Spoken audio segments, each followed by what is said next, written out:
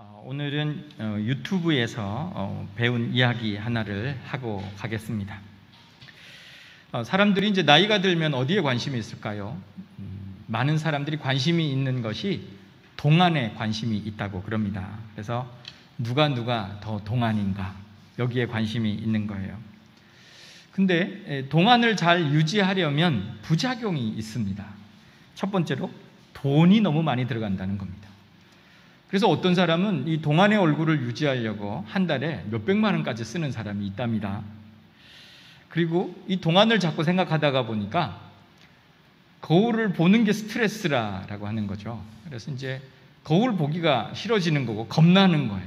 어제 안 보이던 주름이 또 하나 보이고 이것도 어떻게 하나 이런 생각이 들고, 그 다음에 너무 남의 평가에 민감해진다는 겁니다. 그래서 그 사람의 눈빛 하나, 말 한마디, 여기에 기분이 좋아졌다가 기분이 나빠졌다가 그렇게 한다는 거예요.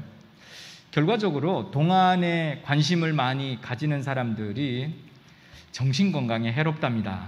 그래서 겉으로 볼 때는 좋아 보이는데 이게 정신적으로 보면 해롭다라고 하는 거죠. 그래서 나이가 들수록 관심이 있어져야 되는 부분이 어디냐? 우리에게 동심이 살아있느냐에 관심을 가져야 한다는 거죠. 동심을 유지하는 거, 이게 중요하다라고 하는 거예요. 연세가 많이 드셔도 동심이 살아있으면 그는 언제나 청춘으로 살 수 있다는 거예요. 그 다음에 또 이 동심이 있는 사람은 마음의 여유를 가지고 살아갈 수가 있다는 겁니다. 그래가지고 그 사람은 동안은 아닌데도 얼굴이 편안해 보이고 또 아주 점잖게 그렇게 나이가 들어가는 그 모습들을 보게 된다는 거죠. 또 다르게 동안에 관심을 가지는 사람보다는 동심이 있는 사람, 이 사람이 나이가 많이 들어도 실제적으로 자기가 마음을 나눌 친구들이 주변에 있게 된다라고 하는 거죠. 우리가 친구라고 할 때 그냥 말만 이렇게 좀 나눌 수 있는 친구, 이런 친구보다는 정말 서스럼 없이 그 다음에 내가 마음껏 이야기할 수 있는 친구, 이런 친구들이 필요하죠. 그래서 이제 우리들이 실제적으로 이제 친구라고 할 때 누가 가장 편할까요? 내가 마음대로 말을 해도 되는지는 이런 단어 써도 되는지 모르지만 우리가 어릴 때부터 자란 불알 친구 이렇게 하죠. 그런 친구들이 많아져야 된다는 거죠. 우리 여성들을 가보면 야, 이 문디야 이렇게 얘기할 수 있는 친구가 나이가 들어도 그런 친구들이 필요하다는 거예요. 지금부터 이제 체크를 한번 해보십시오. 내게 동심이 살아있는가 아니면 동심이 죽어있는가. 자, 동심이 만약에 사라졌다면, 내 마음속에 사라졌다면 이 사람에게 찾아오는 건 뭐냐면 계절의 변화에 무감각해진다는 거예요. 우리나라는 사계절이 뚜렷하지 않습니까? 그래갖고 계절이 계속 변하고 있는데 이 계절에 대해서 무감각해지는 거예요. 어떤 사람은 계절만 조금만 지나면 아유 어떻다 이렇게 얘기하는 사람이 있는 반면에 어떤 사람은 무덤덤해지죠. 그래, 이 사람들은 무감각해지죠. 그래서 얼굴에 무표정이에요. 무표정 얼굴이. 그리고 감정이 무감정이에요. 좋던지 싫던지 무감정으로 간다. 이게 동심을 잃어버린 사람의 모습입니다. 이런 사람들은 도리어요, 또 막 이렇게 아이고 요즘 꽃 피었어 이러면 너무 좋아하면 그게 맨날 피는 꽃인데 이러면서 도리어 사람들을 그렇게 비난하는 그런 위치에 설 때가 많이 있습니다. 그래서 이런 사람의 특징이 있어요. 특징이 뭘까요? 딱 이 사람은 표현을 두 가지로 합니다. 하나는 춥다, 덥다 이렇게만 표현을 해요. 더 심각한 사람이 있어요. 뭐냐면 추워 죽겠다, 더워 죽겠다 이렇게만 표현하는 사람이 있어요. 여러분은 어떻게 속해 있습니까? 계절의 감각에 좀 민감해지시면 좋을 것 같아요. 또 하나는 콧노래가 없어진대요. 콧노래는 이게 내가 일부러 부르는 노래, 이건 콧노래 아닙니다. 나도 모르게 나오는 노래가 콧노래예요. 길을 가다가 어디에 뭘 하다가 설거지하다가 그냥 흥얼흥얼 나오는 노래, 이게 콧노래인데 이 무의식 중에 나오는 노래가 어느 사이에 내게 사라졌다. 이러면 내가 지금 동심을 잃어버린 거다라고 하는 거죠. 그래서 최근에 나는 언제 콧노래를 불렀지? 한번 생각해 보셔야 돼요. 또 다르게 동심이 있는 사람은요, 동물하고 교감을 한대요. 이게 집에 동물이 있던 집에 동물이 없던 상관없이 동심이 살아있으면 저 지나가는 개를 보고도 아이고 이쁘다 이렇게 이제 한다는 거예요. 저희 이 얘기를 들으면서 그런 생각을 했어요. 이곳에 교회를 처음 짓고 나서 그 고민이 하나 있었는데, 그게 뭐냐면 쥐가 있다는 거예요. 들쥐가 이렇게 많이 있어요. 그래가지고 한 번은 1층에 저기 우리 창고에 쥐가 들어와가지고요, 이게 파고 들어와서 어디까지 팠냐면 여기까지 팠어요. 그러니까 이까지 뚫고 들어온 거예요. 1층에서 이까지. 깜짝 놀랐어요. 그래갖고 쥐가 막 돌아다녔어요. 그래가지고 이거 어떻게 하나? 쥐를 지약을 막 갖다 놓고 이랬는데, 근데 제가 고양이를 별로 안 좋아해요. 근데 주변에 자꾸 고양이가 보이는 거예요. 그래서 처음에 좀 짜증이 났어요. 근데요, 고양이가 더 많아졌어요. 자꾸 새끼를 낳고 이래가지고. 근데 놀라운 게 뭡니까? 쥐가 없어졌어요. 없어서 못 먹어요. 쥐가 한 마리도 없어요, 진짜로. 주변에서 쥐를 찾아볼 수가 없어요. 그래가지고 그걸 깨닫고 나니까 이 고양이가 얼마나 이뻐 보이는지요. 그래가지고 저기 밖에 이렇게 고양이 이렇게 늘어져 있으면은 옛날에는 막 돌멩이를 던질까? 이렇게 생각을 했었는데 요즘은 이쁘다. 아이고 그래 너 잘 자라라. 그래서 쥐를 지켜주는 거예요. 여러분들이 지나가는 개 언제 얘기 한번 해보셨습니까? 동물하고 교감을 좀 하십니까? 이런 사람이 있어요. 지나가는 개를 보면 사람들이 전부 다 입가에 미소를 띈대요. 근데 방법은 두 가지예요. 하나는 어떤 사람은 너무 귀여워가지고 아이고 귀엽다 그러면서 미소를 짓는 사람이 있어요. 하나는 미소는 짓는데 입에 침이 고여요. 이런 사람이 있대요. 그래가지고 맛있게 생겼다 이렇게 생각하는 사람. 여러분 어디 쪽이십니까? 그 다음에 또 우리들에게 뭐가 없어지느냐 하면 유머 감각이 없어진대요. 유머 감각. 그래서 내게 지금 유머 감각이 있느냐? 유머 감각이 없는 건 어떻게 합니까? 그렇죠? 근데 중요한 거는요, 유머 감각이 내게 있느냐 없느냐 이것도 중요하지만 유머를 내가 어떻게 받고 있느냐 이것도 지금 동심의 중요한 요소라는 거죠. 한국 사람이 얼마나 동심을 많이 잊어버렸을까요? 한 가지 딱 단적인 예가 있는데요, 이게 몇십 년 동안 하고 있던 KBS의 개콘이 사라졌습니다. 물론 사람들이 막 너무 억지로 웃음을 짜낸다, 맨날 비슷하다, 막 이런 항의 때문에 지금 그게 없어졌어요, 프로가. 근데 다른 얘기로 하면 한국 사람들이 그만큼 마음이 강팍해졌다는 거예요. 옛날에 그 고등학교 때 제가 생활을 해보면 우리는 남고, 여고 이렇게 나눠져 있었어요. 아주 스트릭하게 딱 잘라가지고 나눠져 있었어요. 근데 일주일 내내 막 이렇게 시커먼 주변에 그 친구들만 보다가 토요일 날, 그러니까 우리 토요일 날도 수업이 있었으니까요. 4교시를 마치고 제가 이제 구운단위에 있었으니까 읍내 나가는 거예요. 읍내로 나갈 때 기대감이 하나 있어요. 뭐냐면 새 하얀 교복을 입은 여학생들을 볼 수 있는 거예요. 근데 나가보면 정말 분위기가 달라요. 우리 때. 요즘 고등학생들은 안 그래요. 요즘 고등학생들은 너무 막 공부에 쪄들어가지고 얼굴이 시크해졌어요. 근데 그때는 안 그랬어요.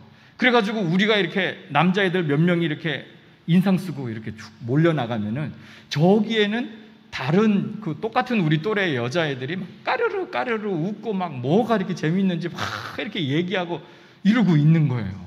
늘 궁금했어요. 저 뭐가 이렇게 재밌을까? 별 얘기가 없더라 그러더라고요. 근데 그때는 우리가 이런 얘기를 했어요. 저 지나가는 낙엽이 구르는 걸 보고 여학생들이 웃는데요. 동심이 살아있는 거죠. 그러니까는 그냥 얘기가 재미있는 거예요. 우리는 유머가 지금 사라진 시대에 살고 있습니다. 오늘 제가요 시작을 이렇게 했어요. 유튜브에서 한 얘기를 하겠다 이러니까는 어떤 분이 긴장을 하셨어. 목사님이 또 유머 하시나 보다. 유머하면 곤란해지는 게 뭐냐면 이게 끝에 웃어야 될지 가만히 있어야 될지. 어떤 분이 정말 그러시더군요. 우리 교회를 오셨는데 목사님이 갑자기 이렇게 유머를 하셨는데 너무 썰렁하다는 거죠. 그래갖고 이거 반응을 어떻게 해야 돼? 그래가지고 마음속에 약간 화도 나셨대요. 너무 목사님이 이게 뭐 싸늘하게 만드는 거 아니야, 분위기를. 이분이 교회를 좀 다니면서 그런 생각을 했대요. 에이, 오늘도 목사님이 혹 유머를 하면 좀 웃어주자 그냥 이러고. 교회 오니까 편안하더래요. 오늘은 그냥 웃어주자 그래. 근데 어느 사이에 그분이 그냥 목사님 얘기를 듣다가 저거 다른 사람들이 들으면 별로 안 웃긴데 그냥 막 이렇게 웃고 있는 자기를 발견했대요. 그랬더니 진짜 교회가 편해지더래요. 왜 그럴까? 그죠? 네. 자, 오늘의 제가 조금 길게 얘기했는데요. 유머에 대한 결론을 마무리한다면 여러분의 동심이 있느냐 없느냐? 목사님의 그 썰렁한 유머를 듣고 웃어주고 반응하느냐? 아니면 그렇지 않느냐? 네. 여러분의 유머 감각이 여러분의 동심이 있느냐 없느냐를 체크하는 거예요. 우리가요 지금 상반기를 맞이하면서 이렇게 맨 마지막 마무리하는 주간에 와 있고, 그 다음에 또 7월 첫 주 우리가 또 새로 시작하는데, 한국교회는 이때 감사의 계절을 보내요. 그래가지고 저희가 맥주감사절이라는 이름으로 저희가 주일을 지킵니다. 근데 이 맥주감사절은 그럼 도대체 어디서 온 거냐, 이렇게 우리가 생각할 수 있겠죠. 요즘은 뭐 보리 추수하는 사람 뭐 전부 다 찾아보기 어려운데 이걸 뭐 맥주감사절이라니. 그래서 또 이제 또 많이 듣는 설교 중에 하나가 출애굽기 23장에 나와 있는 맥추절을 지켜라, 이 설교예요. 그래가지고 그러면 이게 구약 성경에 맥추절을 지키는 절기가 있으니까 우리도 지키는구나, 이렇게도 우리가 생각을 할 수 있지만, 이게 한국교회가 지키는 맥추절하고 옛날 구약 성경이, 그리고 구약의 성도들이 지켰던 맥추절을 이렇게 연결하기는 매우 이게 부담스럽다는 거죠. 이거를 성경적으로 이야기하기가 상당히 어렵다. 그럼에도 불구하고 그럼 우리 맥추절 왜 지켜요? 이렇게 얘기할 때 정신이 있어요. 우리가 내가 3차례 그렇게 하나님 앞에 절기를 지켜라 라고 했던 그 중요한 이유는요, 이게 어디엔가 무언가를 마감하고 또 새롭게 시작하는 그러한 절기 때가 찾아오는 것이죠. 시작과 끝이 있는 거예요. 한 해가 지나면서도 그런 분기들이 있는 거예요. 그때마다 하나님께서 너희들이 감사해라, 감사의 절기를 지켜라, 이렇게 말씀하고 있는데, 한국교회는 정말 세계교회가 그렇지 아니한데 한국교회는 그때그때마다 감사의 절기를 지키고 있다라고 하는 거죠. 그래서 이번 맥주감사들도 그렇게 우리가 적용하면 가장 좋겠다는 겁니다. 데살로니가전서 5장 18절, 우리가 잘 알고 있는 범사에 감사하라, 이렇게 얘기했죠. 범사에 감사하라라고 하는 것은 언제든지 감사하라는 거예요. 근데 이 감사를 표현하라는 거죠. 그걸 절기로 표현했어요. 그렇다고 본다 그러면 한국교회는 상반기를 마무리하고 하반기를 시작하는 이쯤에 우리가 감사로 마무리하고 또 우리가 하반기를 감사로 맞자라고 하는 중요한 의미를 우리가 발견할 수 있다는 것이죠. 그러기에 오늘 우리가 어떤 면에 있어서 우리가 지금 이 감사절을, 또 감사의 계절을 지켜나가는 이때에 잃어버렸던 감사가 우리들 마음 가운데 넘쳐날 수 있는 그런 귀한 기회가 될 수 있기를 주의 이름으로 간절히 축복합니다. 그러면 우리들의 감각 중에서요, 지적인 감각, 의지적인 감각, 그리고 우리의 감정적 감각, 이 감각 중에서 감사는 그러면 어디에 영향을 받고 있는가라고 하는 건데요, 물론 감사는 세 개에 다 영향을 받아요. 성경에도 분명하게 너희가 범사에 감사하라 라고 말씀하고 있고요, 그리고 감사하라는 말씀이 얼마나 성경에 많은지 몰라요. 지적인 활동입니다. 지적인 활동으로 우리가 이것을 하나님께서 우리에게 감사하라고 말씀하시는구나, 그러기에 우리가 감사하려고 애를 쓰는 겁니다. 지적인 활동이 필요해요. 또 다르게 우리에게 의지적 활동도 필요합니다. 지금 상황은 감사할 수 있는 상황이 전혀 아니에요. 그런데도 불구하고 뭐라고 그러냐면 성경은 범사에 감사하라 라고 말하잖아요. 그러니까 우리 많은 성도님들이요, 그 말씀에 대해서 어떻게 반응하느냐 하면, 지금 상황은 내가 감사할 수 없지만 그러나 하나님이 역전시키시고 합력하여 선을 이루게 해주심을 믿고 감사합니다 라고 말씀하죠. 그리고 실제적으로 그것을 믿음으로 표현하는 분들도 많이 있어요. 그리고 그렇게 믿고 그렇게 인내하고 그렇게 하나님께 기도하는 분들도 많으시죠. 이게 바로 의지적으로 하나님 앞에 감사하는 거예요. 이것도 굉장히 중요합니다.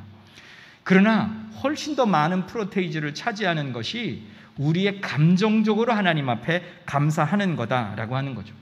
우리의 감성에서 감사가 나오는 건요, 대단히 자발적입니다. 그리고 이것이 굉장히 자연스럽습니다. 나도 모르게 이 삶의 감사가 배어 있는 것이에요. 제가 어릴 때 우리 그 할머니 집사님들 또는 권사님들을 뵈면은요, 이분들은 감사가 입에 붙었어요. 예. 뭘 해도 감사해요. 일하러 나가도 감사하고 또 교회에 오셔서도 늘 감사합니다. 감사합니다를 입에 달고 사셨고요. 물 한 잔을 마셔도 기도하고 감사하고 그렇게 드셨고요. 하여튼 뭘 해도 감사였어요. 연세가 많으신 그 할머니들 돌아보면 뭐가 감사할 게 있겠어요. 옛날 시골 생각해보면 가난했죠. 집에 가면은 무서운 할아버지 계시죠. 그리고 시집살이 많이 하고 사셨죠.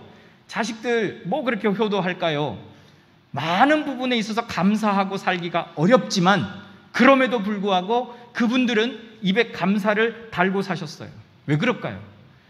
하나님하고 깊은 관계를 맺다가 보니까 상황이 안 보이는 거예요.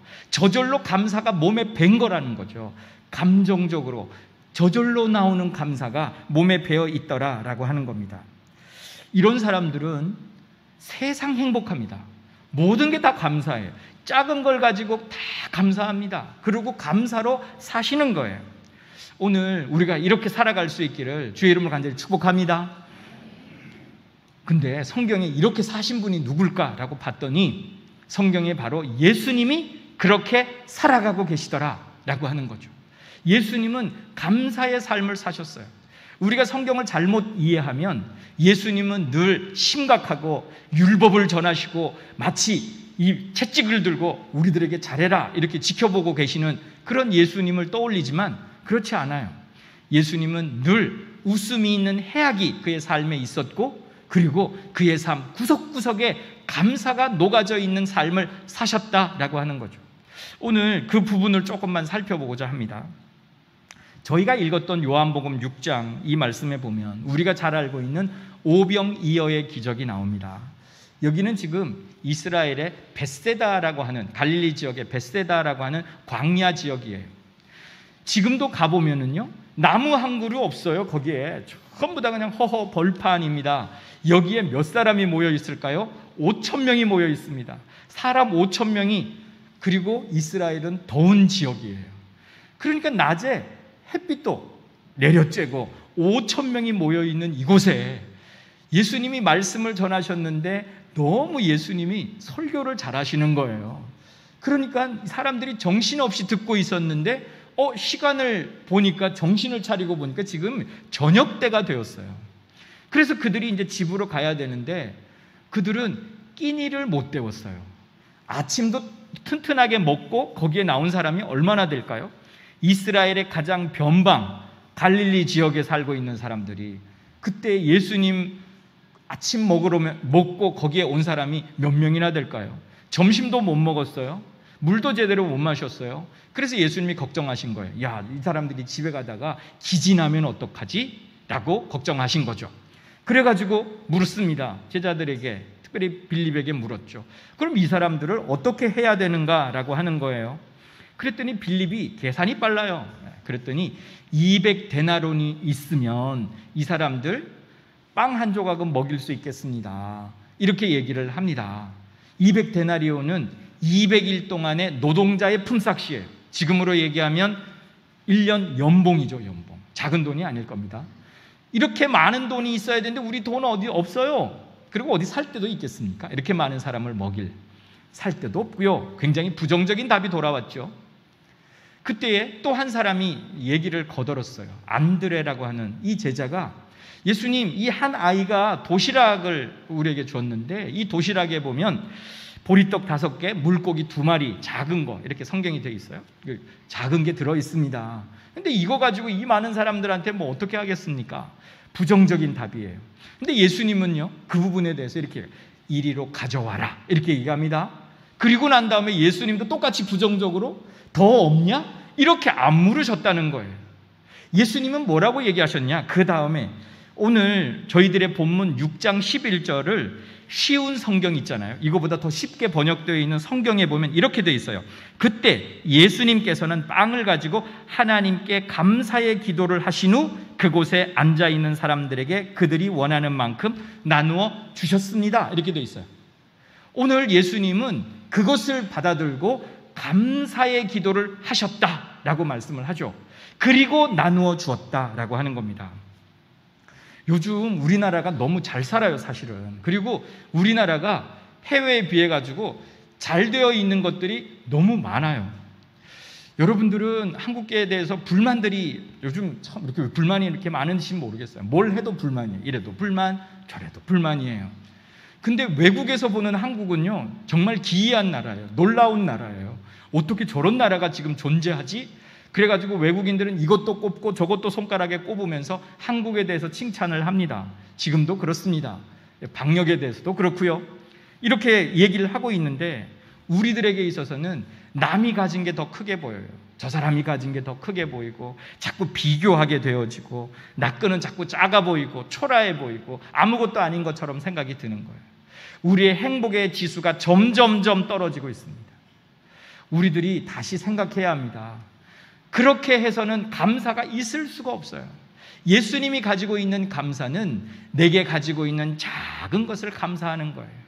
그랬더니 하나님께서 그것들을 부풀려 주셔서 행복의 크기를, 그리고 주변에 있는 사람들과 그 행복을 나눌 수 있을 만큼 하나님이 함께 하셨다는 거죠. 할렐루야. 우리들에게 이 감사가 살아나야 된다. 작은 것, 평범한 것, 사소한 것, 이게 얼마나 귀중하고 소중한 거냐. 요즘 코로나를 우리가 지나면서 사소한 일상, 이거가 소망이에요. 얼마나 귀합니까? 이걸 감사할 줄 아는 그런 우리가 되어져야 된다라고 하는 거죠. 거기에 감사의 열매가 맺힙니다. 또 다르게 예수님을 보면은요, 마태복음 11장 이하에 가보면 예수님은 전도 여행을 떠나셨어요. 제자들과 함께. 그 지역이 고라신 또는 벳세다 뭐 이런 지역이에요. 가서 복음을 열심히 전했는데 거기에 돌아온 게 많은 예수님을 믿는 자들이 돌아온 게 아니고 수모와 멸시만 돌아옵니다. 그래서 21절에 이렇게 표현되어 있어요. 화 있을진저 고라시나 화 있을진저 벳세다야 너희에게 행한 모든 권능을 두로와 시돈에게 행하였더라면 그들이 벌써 베옷을 입고 제에 앉아 회개하였으리라. 두로와 시돈은 이방 땅이에요. 이미 멸망받은 땅이에요.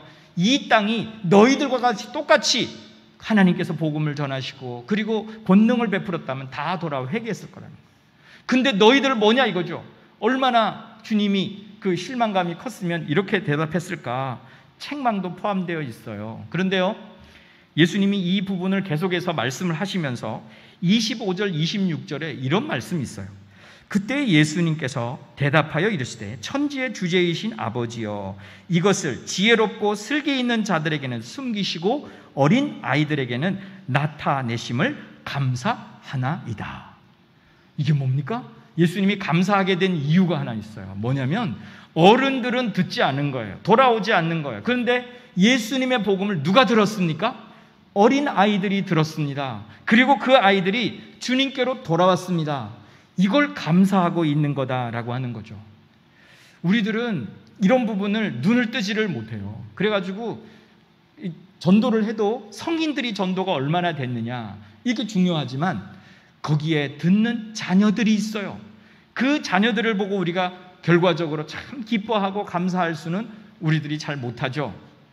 그러나 예수님은 영적인 눈을 뜨고 보니까 이렇게 감사합니다 라고 기도하고 있는 겁니다. 우리들이 때로는 큰 실패를 경험하기도 합니다. 우리가 일이 뜻대로 풀리지 않을 때도 있습니다. 그럼에도 불구하고 그곳에 감사의 흔적이 남아있다는 것을 우리가 기억하셔야 한다라고 하는 거죠. 실패는 실패로 끝나지 않습니다. 그 실패는 우리들에게 교훈을 남깁니다. 그것을 우리가 감사할 수 있는 눈을 뜰 때 그 사람이 그 실패를 딛고 일어날 수 있는 자가 될 수 있다라고 하는 거죠. 워렌 버핏이라고 하는 사람이 있습니다. 이 사람이 세계 3대 부호에 하나 들어가는 사람이에요.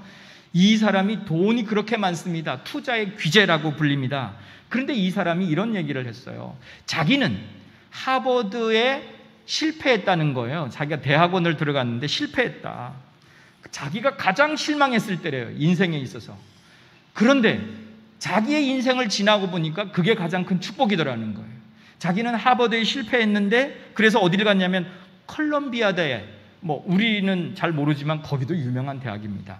여기를 갔는데 거기에 아주 유명한 평생의 스승이 두 분이나 계시더라는 거죠. 그래서 벤자민 그레이엄이라고 하는 분, 그리고 데이비드 도드라고 하는 분, 이 두 교수님을 만나서 자기는 평생의 큰 재산, 가치의 원칙에 입각한 핵심 원리들을 거기서 배우고 자기는 오늘의 자기가 있었다라고 말을 하는 거예요.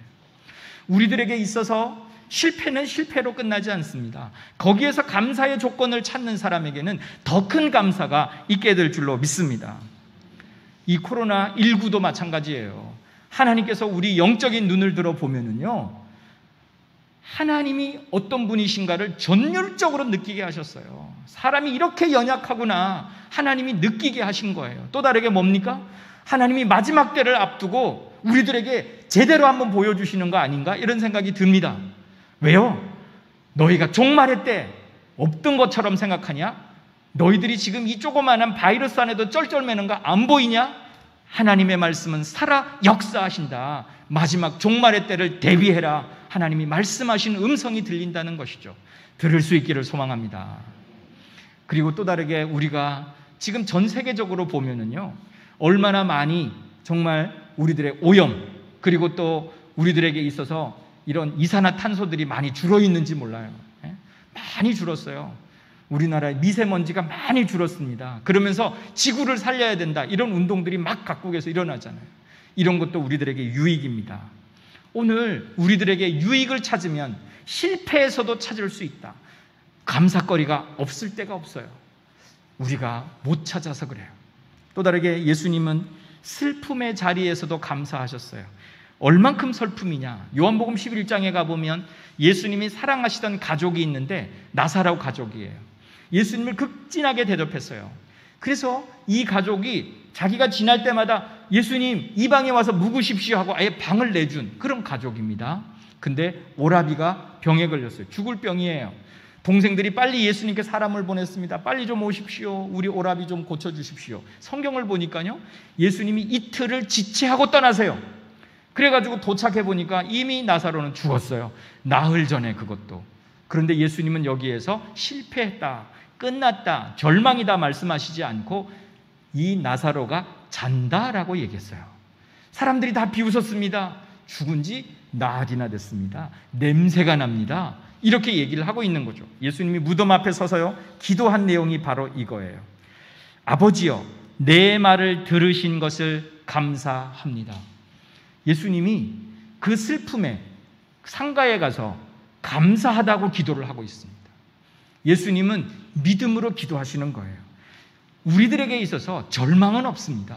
그리스도인들에게는 죽음조차도 감사가 있다는 거죠. 정말 우리들이 제대로 부활을 알고 있다면, 영생을 믿고 있다면 죽음 가운데서도, 장례식 가운데서도 감사가 넘치는 귀한 은혜가 있어야 될 줄을 믿습니다. 우리 굉장히 유명한 이동원 목사님 계시죠? 이분이 차남이 죽었어요. 미국의 변호사로 계셨는데 근데 암에 걸려 돌아가셨어요.